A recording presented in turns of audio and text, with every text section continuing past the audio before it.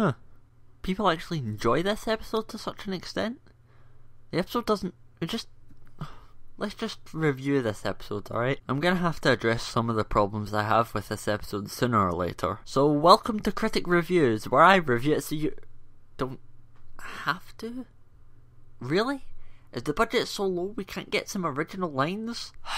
Sorry folks, be back in a few.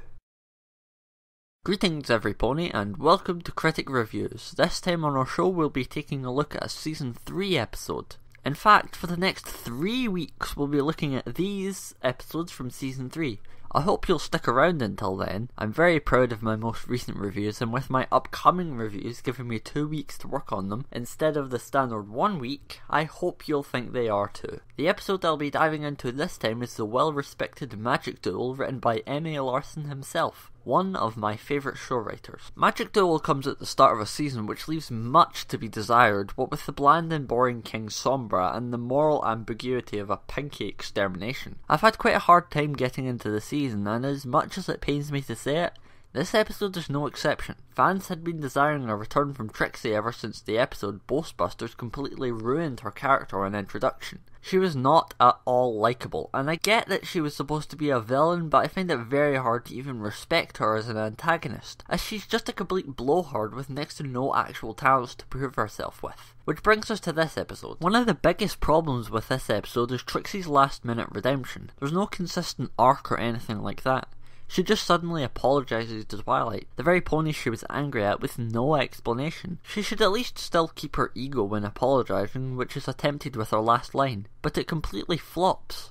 Literally. Though I must credit it on some level, the amulet corrupted her to where she was no longer herself. She was mad at Twilight, yes. She wanted to show Twilight up and embarrass her, definitely. But what she did while wearing the amulet was going way further than she ever would without it. Trixie is egotistical, yes, but she's not evil. Even some egotists can admit when they were out of line. It's not that Trixie is a bad character. She represents what she is extremely well.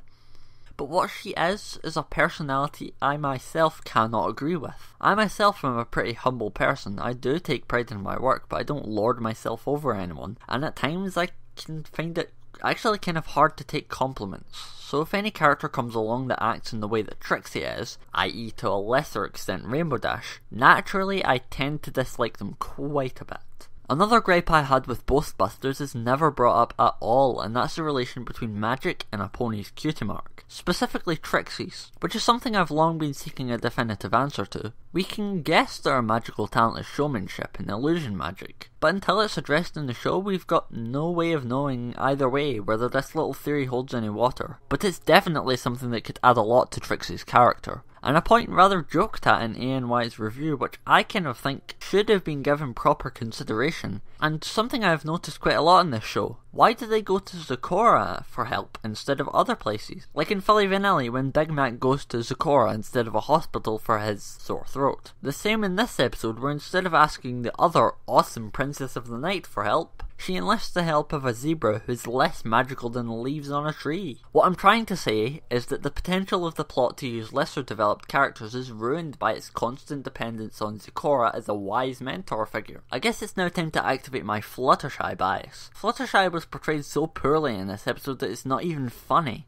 At the start of the episode and partway through it, she is shown to have a shyness bordering on the crippling. Even when her mission is to help her friends, she still can't rise to the challenge and be brave, defying everything that Dragonshy worked to accomplish. Which is strange considering earlier in the episode she was visibly very angry at Twilight, and something that really gets to me is the scene in the library where everyone is a complete dick to Fluttershy, even going so far as to completely ignore everything that she's saying and forcing her into a situation that they know she's uncomfortable with without even the slightest hint of concern. It's a dreadful misuse of her character and only serves to make me dislike M.A. Larson's writing that much more. That being that he cannot write for Fluttershy very well. In fact, in every episode that he's written with Fluttershy featuring in, she's not written with any form of depth. To me, and this is just me, you don't have to take my word for it, Fluttershy is introverted, not suffering from some crippling shyness, meaning that she can be brave, she can be loud, but not all of the time. Larson doesn't seem to understand this, and just tries to make Fluttershy out to be some extreme doormat with no backbone whatsoever. And you know what? That really does annoy me. It annoys me that the character I love the most isn't getting treated with as much dignity as any of the others. Anyway, that was my review of Magic Duel.